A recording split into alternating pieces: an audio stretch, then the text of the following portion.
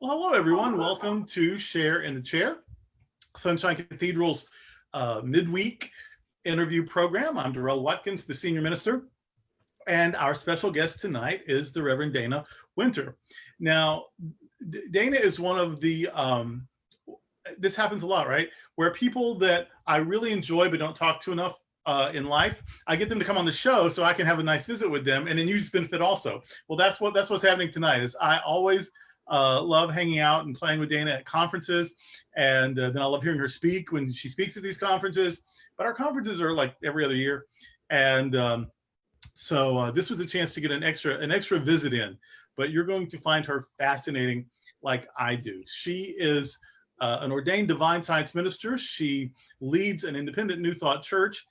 It's in St. Louis, or it's in the suburbs? It's in St. Louis. It's in Shrewsbury, but it's St. Louis County. Yeah. Okay.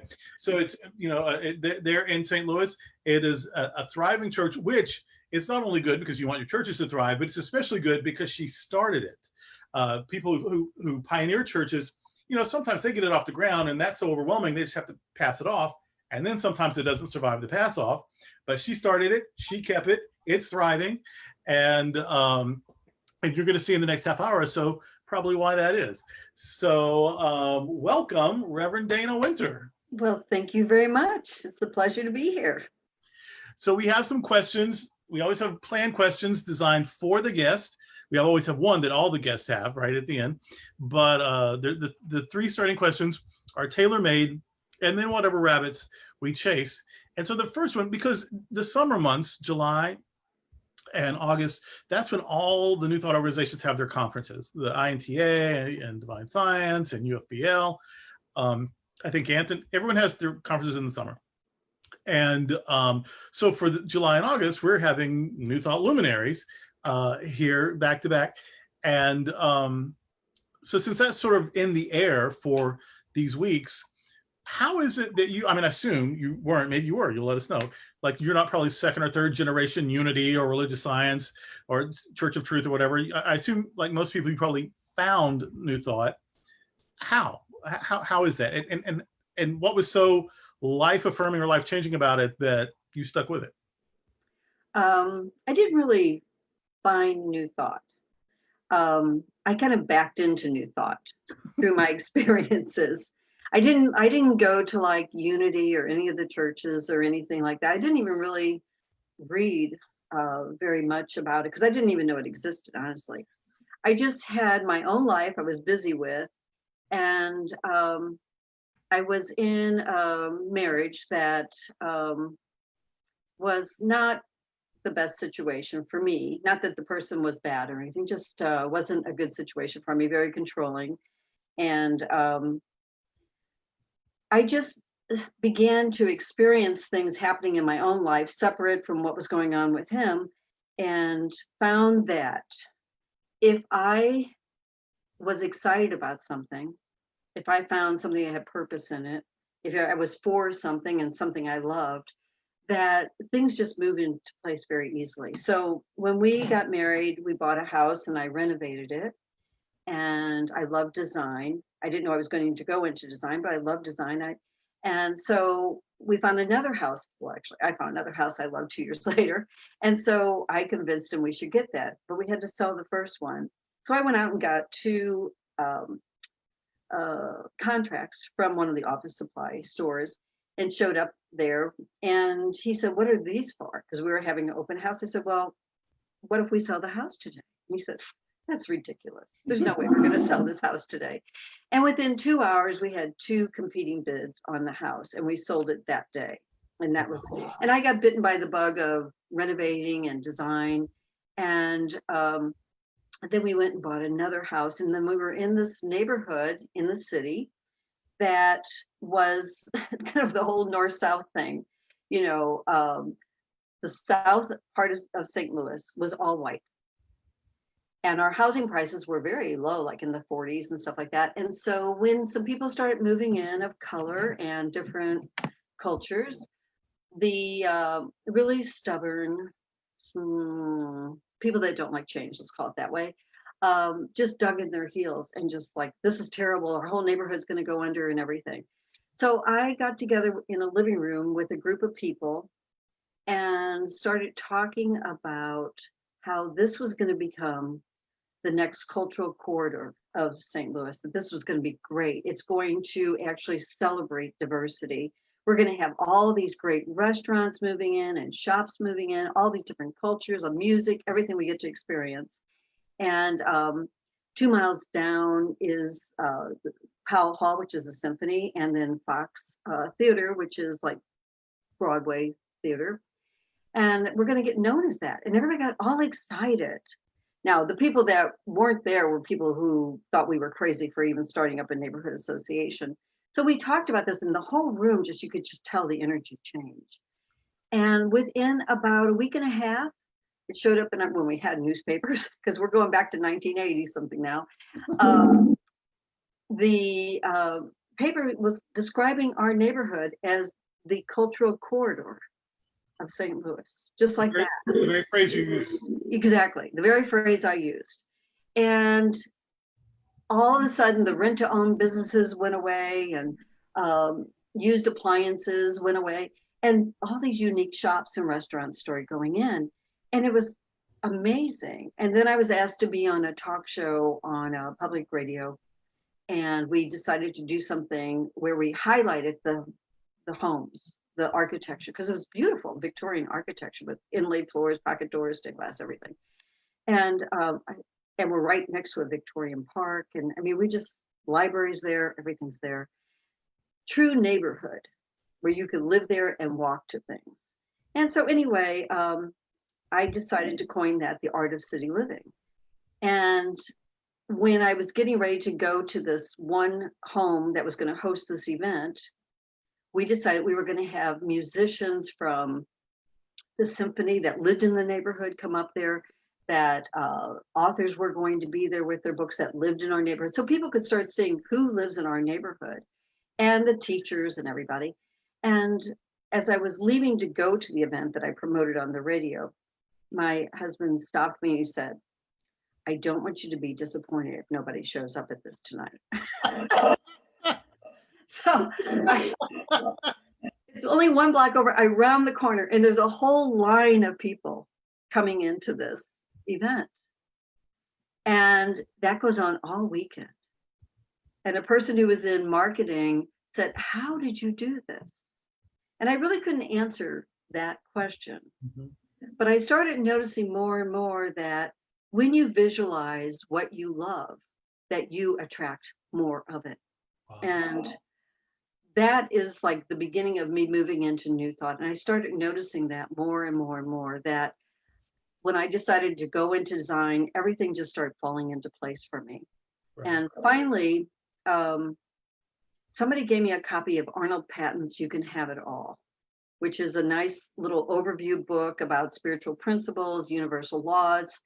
And I started reading that and I was like, gosh, this makes a lot of sense. This is the law of attraction. This is all the stuff that I feel like I've been experiencing, and it's about living authentically. And then I picked up Real Magic by Wayne Dyer. And that was, again, we're back down in the 1980s, 1990 now. And everything just clicked there. And he had me meditating, or whoever was reading the book, meditating on who am I, why am I here, and what is my purpose? And so every day, every morning I'd get up and I would meditate on that in front of the fire. And then I decided, while I was taking design classes, to go ahead and take an anthropology class. And the first night of the class, the professor said, "I want you all to get quiet and ask yourself, who am I? Why am I here? And what is my purpose?" I almost fell out of my chair because I started to realize that something is following my attention. I'm having a conversation with something beyond me, definitely. And this relationship I'm in, there's like a disconnect. I see all this stuff flowing in my life, but there's a disconnect between who I'm with. And I decided I wanted to be authentic. I wanted the inside and the outside to match. I wanted to be authentic through and through. Sounded like a really great idea. Again, I didn't realize how closely whatever is listening was listening. And what happened was everything that wasn't true to who I was began to fall apart. gone.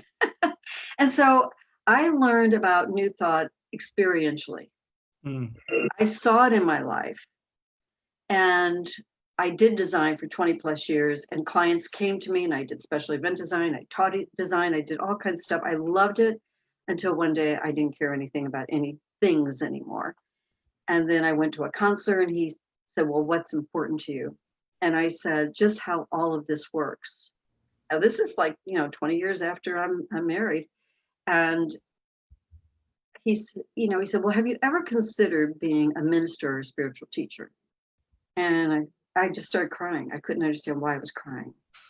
The only thing I can think of to this day is that it's probably something I came in knowing, but that my religion, the Catholic Church, took off the table and he threw it right back on the table in front of me. 2 days later, I was asked to speak at the Divine Science Church in the city that was just blocked from me. I didn't know what divine science was. I spoke there and they said, oh, that's so divine science. And so I took one of them aside. I said, what is divine science really? And they gave me the little blue book for divine science. And then they have me come back once or twice every month. And then they said, would you consider studying divine science? So I really did back into it. And I did go to Unity a couple times in those years and things like that. But I just found that what is working in our lives is so doggone powerful. Yeah. And that being authentic is the real deal. I think you can study as much as you want, but unless you want to, show up as who you really are and express what's within you, which is what you do so beautifully, that everything takes off then. There's everything there to support that one.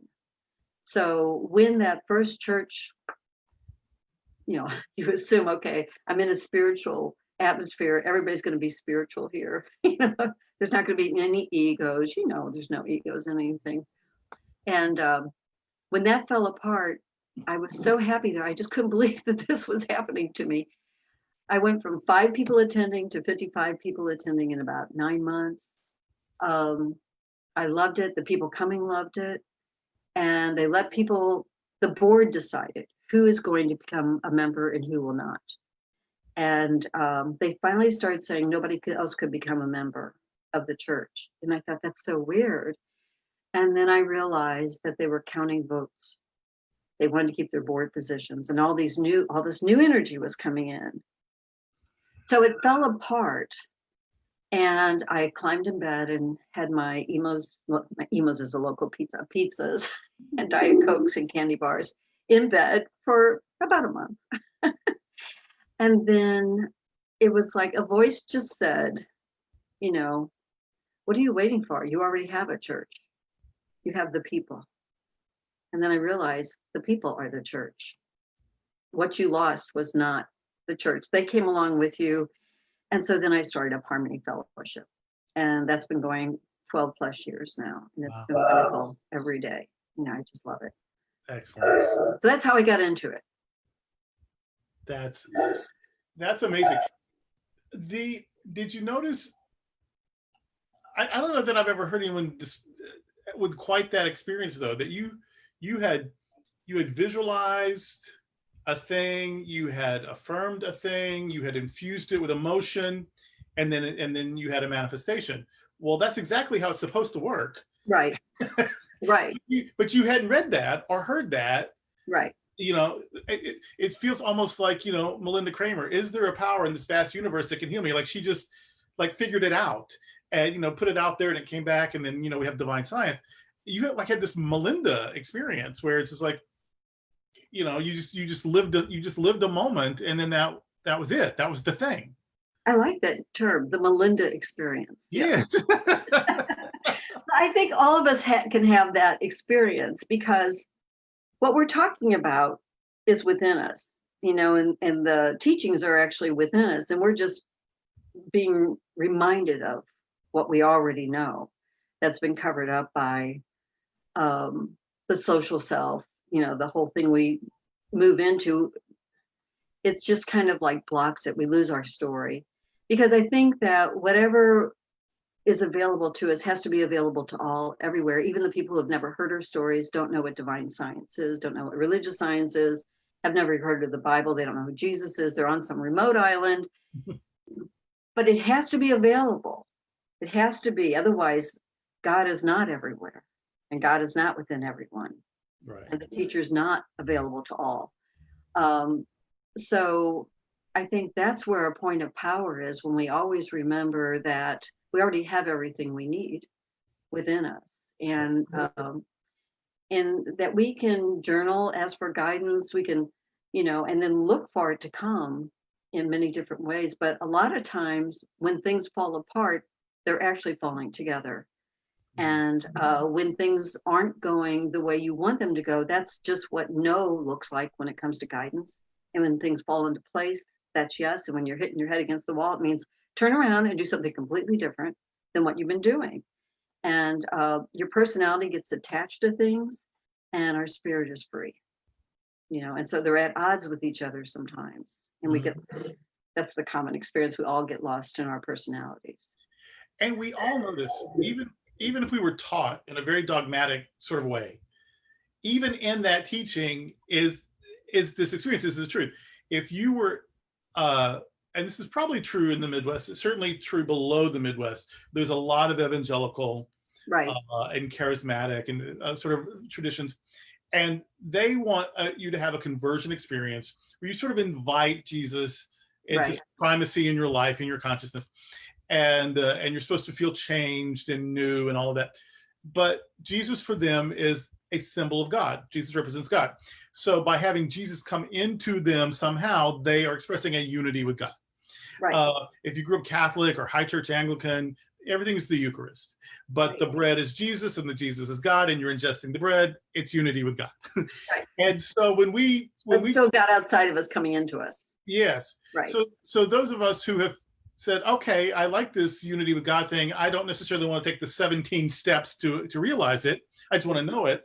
Right. But that's not so different. I mean, we innately know that we are connected, or should be connected, or ought to be connected somehow to our source. And that's what all of these weird rituals are about. They're about reminding us. Right. And then some of us have just sort of decided, well, we don't need those reminders. I can just remind myself. I can just affirm it. We can just talk to each other. But it's, the truth is there, which is why when we find it in the way we find it, we get so excited. It's like, oh, I kind of always knew that. Right. Right. But a lot of times it does happen in the dark night of the soul. Oh, sure. So, a lot, and because that's when, and so a lot of people want to push that away and say, oh, they're going through depression, they're going through this. When that's when we reach out and say, is there anybody there? Is this real? Or is there anybody who can hear me to help me out of this? Because when I did want to be authentic, I felt so guilty leaving a person who wasn't bad, but who never would have gone for me to do Harmony Fellowship. He didn't even believe in God. And he kept thinking that I was going off the deep end, and I probably was, enjoy the ride. So, I think we evolve, and as we do that, our relationships change. It's sometimes they can stay intact and the person will grow with you and you get closer, and other people, it's a learning experience for both sides. It's not like this person was bad to me. It's more of it was a mutual lesson that we were going through together. Yeah. Right. Some relationships last forever. And some relationships don't. And that doesn't make either experience less valuable. Right. No, it's all valuable. But again, that's the thing we discover. That's not something we're told. We're told, don't get it wrong, because then you messed up, you failed. Right. But it's hard to fail when you're being authentic, when you're being loving, it's hard to fail. It's just, it didn't work out the way we thought it might. Right. But why does that have to be failure? And speaking of this sort of thing, I was surprised to learn that your background, that your experience, your education was design, because when you speak at a platform, your talks are so healing and so therapeutic. I would have assumed you had a psychology background. No, I don't. Maybe in a previous life. Maybe a previous, but no. But have you heard? I mean, is that I mean, not that there's, not that design isn't healing and beautiful and whatever. But your talks are so connecting and so right to the core thing that that I would have just assumed that you had had, or maybe even been a nurse or a chiropractor. I don't know, something healing, because your words are very healing. Even this conversation, I mean, you say things that just get to it, and but also not in a threatening way. Like it gets there, but you don't feel overwhelmed by it. That's a real gift. It's a gift of healing, I guess. Well, thank you. One of the things I didn't talk about before, I was actually married 3 times, but I'm also 68, so I have a spread out over a lot of time. But so when I was in my early 20s, the person I married, actually, it was an abusive relationship. And that's when I now can understand why that relationship happened. And I've started to recognize more and more the law of identity, like who we believe we are. We can only attract a match to that. So because I grew up with a loving but alcoholic father and a very rageaholic mother, I was a victim, even though I looked good on the outside and I was a flight attendant and all those things, smiling. I felt broken or damaged inside. And so when you limp into a relationship, you can find yourself in something that really reflects back to you who you really believe you are. I didn't know about New Thought. I didn't know there was such a thing as reflecting back to me. I just thought I was really a victim, but those people that come into our lives that do that, they also become our perfect last straw for saying, enough's enough. I'm done with this. It's going to go against everything the family says. The family says, once married, stay married, right? Mm-hmm. And so I became a single mother, but it was very scary, but it was me choosing to love myself more. And I think that's our evolution through this whole thing, is we're already loved, but we need to love ourselves more. And so every step we take is affirming that love. And I think when we realize that so many people that we're having issues with can't do that, they don't know how to get there, that brings forth a little compassion. So, or maybe a lot of compassion. And religion has sort of set us up for those weird, because you will never be better than our God. We'll never be better than our idea of God. And Right. so if God is punishing, if God is tribal, if God super likes this group but has no time for any of the other groups, Mm-hmm. if God is heteronormative or cisgendered or male or capitalistic or militaristic, or like whatever God we put, whatever box we put God in, Mm-hmm. God can't be bigger than that, and we can't be Right. bigger than our God. Right. And so most of us, honestly, and we deny it because we don't like to hear it, but it's true. The reason we get angry about it is because we know it's true. Most of us had an asshole for a God. Right. And how much better can we be than what we say we worship? We can't be better than something we're desperately afraid of, or something that we think is beyond comprehension, or something that we think is going to reject us. And that's our God. And then from that's the formative idea that now lay me down to sleep, from the beginning, right? Right. Pray for us sinners now and at the hour of our death. Right. That's what we grow up with. Right. And then now we're all grown and we're supposed to go love and be in healthy mutual relationships. Yeah. What's We've the been an chance? abusive one. We've been an abusive one with God. From the start. We're victims of God. Yes. Right.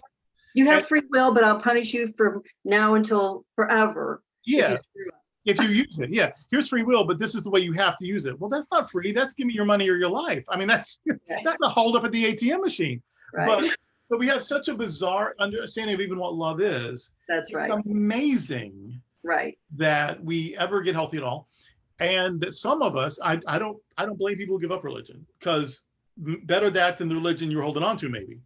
But it's amazing that some of us. I've always said I'm not in religion to be redeemed. I'm in religion to redeem religion. Religion needed redeeming. Right. And so I'm in it to fix it, not to be fixed. I had to sort of get fixed, or on the road to being fixed, before I could be any use to religion. Right. But yeah, so this idea of God being an omnipresent, loving power, ubiquitous, evenly present to everyone, to everything being part and parcel of God and expression of God. That saved religion for me. And That's that good saved, stuff. That's good yeah, stuff, right? it is. Mhm. It's and now I have real hope. Right. It's like now it's just a matter of learning and evolving. And maybe I don't get it done in this lifetime, probably won't, but I'm always getting more and more and more closer and closer to realizing and expressing what is really, really real, Right. which Right. is God, which is love, which is Right. everything. Right. And so I think that's what's sort of unique about it's not unique like we made it up. I mean, it's been around since the day Right. one, but Right. it's unique in that we've embraced it and we struggle with it and we try to share it, because that's not what all religion does, which is why religion is in serious decline right now. Because Yes. people have had enough of this abusive relationship with And that's their, okay. That's okay. yeah, That, that falling apart can also be the falling together. yes. And I'm even, like I actually love the Bible and what Jesus talks about. I just think it's such a different interpretation Oh, yeah. than, because when he says, I'm in the Father and the Father is in me, if nothing else, believe me because of the works you see me do. He doesn't say God. He has this really close connection with this being a parent, This you Abba, know, and yeah. you can call it whatever you want, but I am in it and it is in me. And that's why I'm saying, like, I found that if I found what I loved and I'm authentic, things fall into place for me. These are the works, that you can see happening. And I think a lot of people keep thinking, well, I should be able to, turn water into wine and I should be able to do all this stuff. And I believe in spiritual alchemy. I believe that what we're living through right now is an opportunity to turn water into wine, to Mhm. turn things that are not good for all of us into something beautiful. But right now we're kind of stuck in the middle of all that. Well, that's where we're heading. We've talked theology, we've talked therapeutics. Now I want to talk social justice, uh, Okay. because I was talking about this with Dr. Raymond Anderson. I was talking about this with Reverend Sheila McKeithen. I was talking about this with Reverend Candace G recently. This keeps coming up. There seems to be uh, the team A who thinks we're so spiritual, we just shouldn't dirty our hands with that kind of Right. stuff. We Right. should only talk about reincarnation and higher consciousness and affirmation and demonstration and blah blah blah. And then there's team B that says, yes, and shouldn't we be demonstrating justice? Shouldn't we be demonstrating peace? Shouldn't we be just demonstrating right relationship and compassion and generosity? And so there's two, and uh, I'm not really casting shade on team A. I'm just saying that I noticed being on team B is different than being on team A. And from hearing you talk, I identify you as part of team B. So, and it doesn't matter which, I I'm mean, on your team, right? yeah, it's team X and Y, or whatever you want to call it. I don't care. But yeah. So what is in our, where thoughts become things, and feelings are attractive, they attract experiences and whatnot.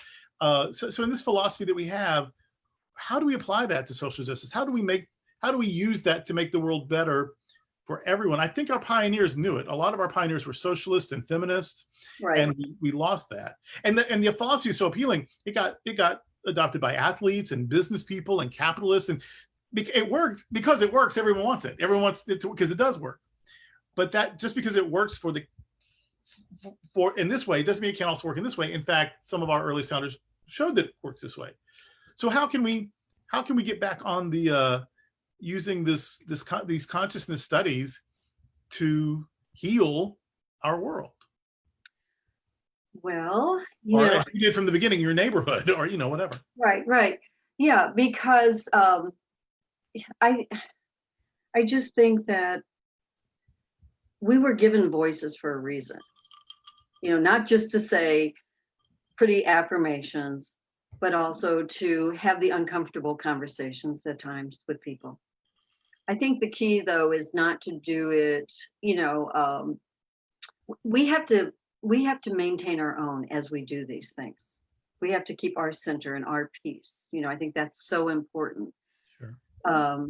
Because then we're bringing forth love. I think, walking in peaceful protest with other people, when they look around and they see people of other colors and cultures and religions and ages walking with them, that is so loving. That is like, I am here for you. I've got your back. That is a movement. That's amazing. Yes. When somebody else wants to lash out and it's anger and it's writing, and they probably have their own reasons. There are probably several reasons for why people are doing that. But the energy that they're bringing into the space isn't going to get them where they want to go. But I look at John Lewis. He was so good. I could never do what he did.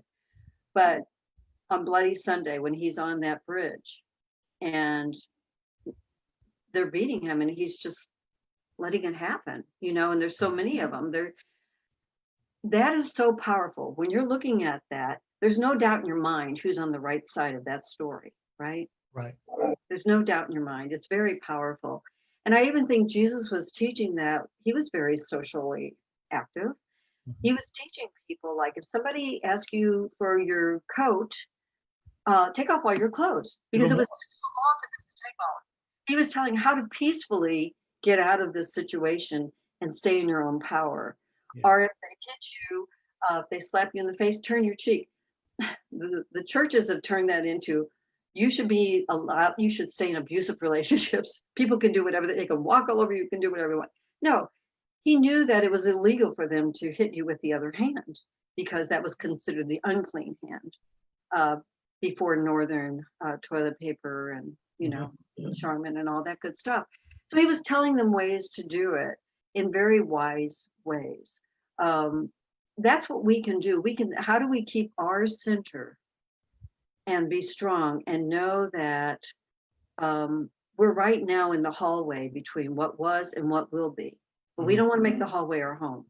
We want to visualize where we want to go, and we want to go to use opportunities to let other people know I'm there for you. Even if that's just passing somebody when you're walking or on a bike, it's saying good morning, hello, hi. I think there's so many different ways we can do it, but I talk about it on Sundays. I avoid using certain names of certain individuals. Oh, sure. Okay. But I do talk about what is divine science about, what is harmony fellowship about. And if there's any confusion, I want you to get that out of your mind. It is about social justice. And this is the work we came to do. And I think all of our setups, like I talk about my setup with my mom and my dad and the abusive relationship, all this stuff is our purpose. Who we are, what we look like, the family we're born into.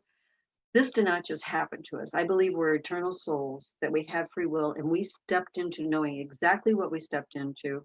And going back to those 3 questions, who am I? Why am I here?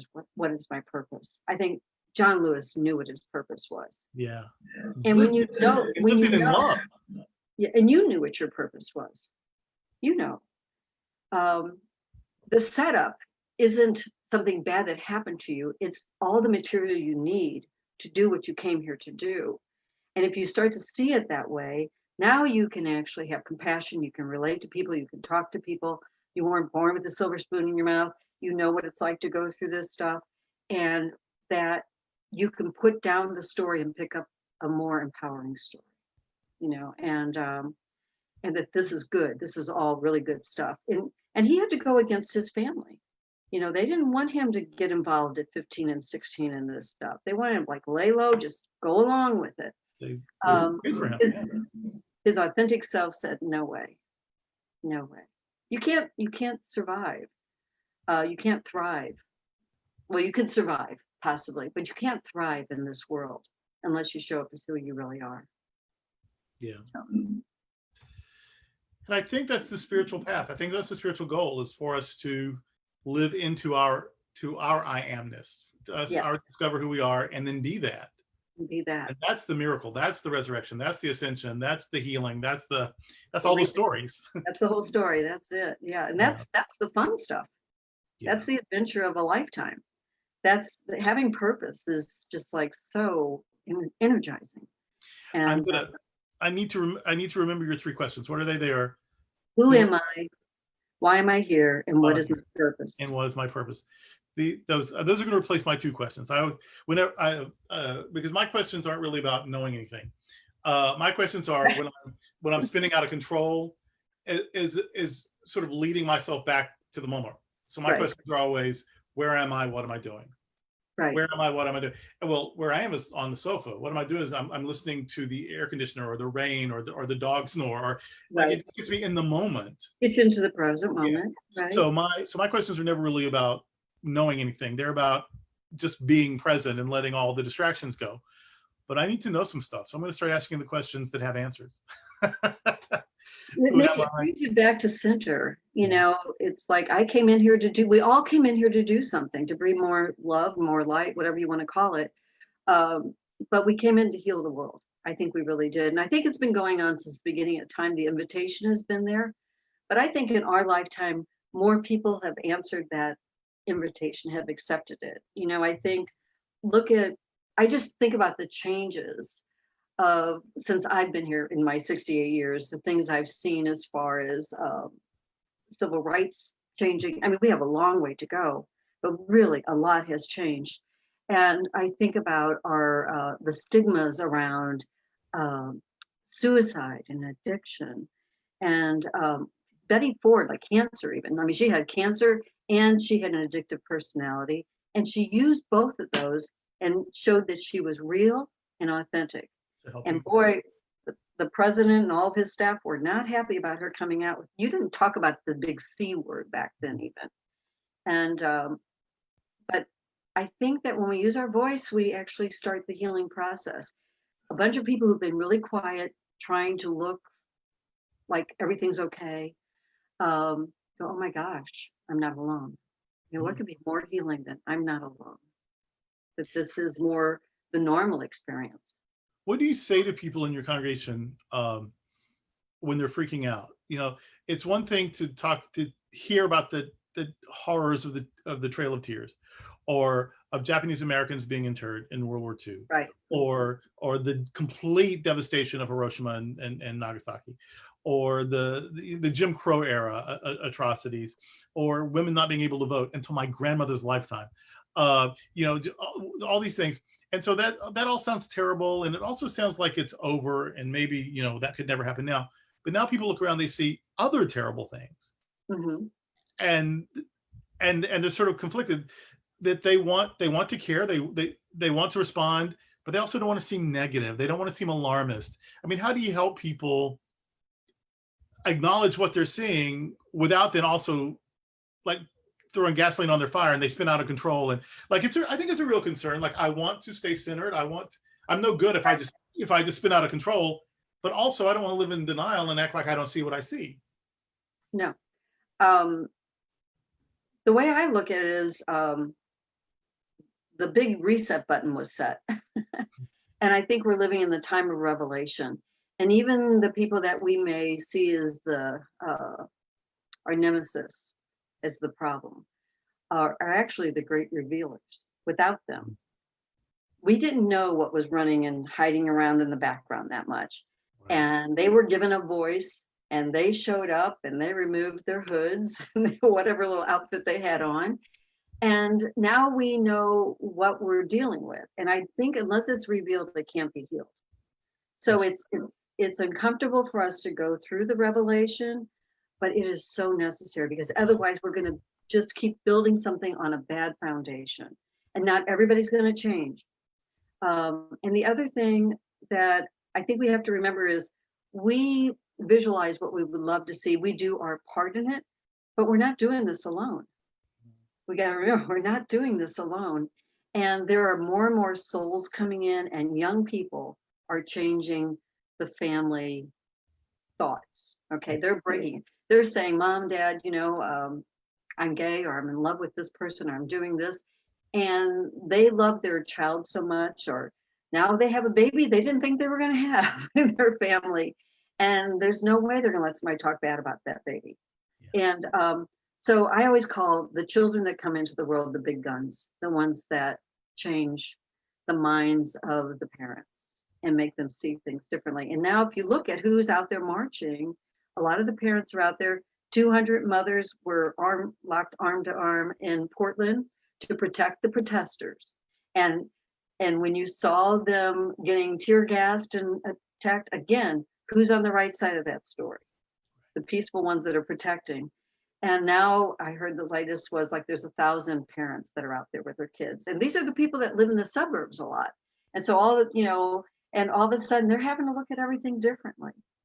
But this younger energy that's coming in, and I mean, I call it multi-level healing that's taking place. And it's we don't have to do this just alone and say, oh my God, how are we going to get out of this can of worms?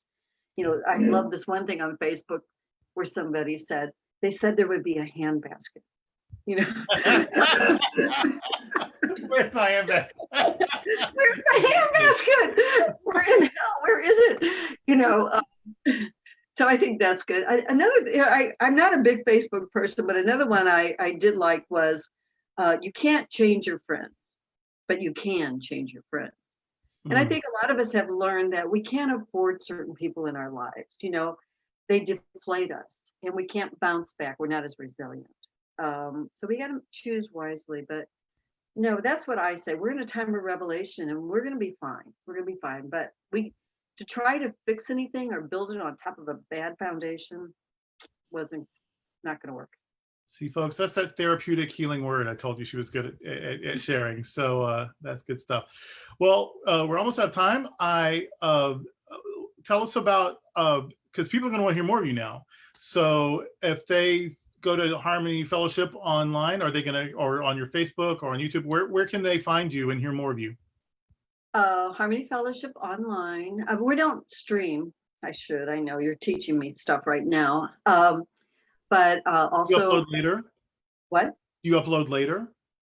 No. No. Well, do that. We need you. I will do that.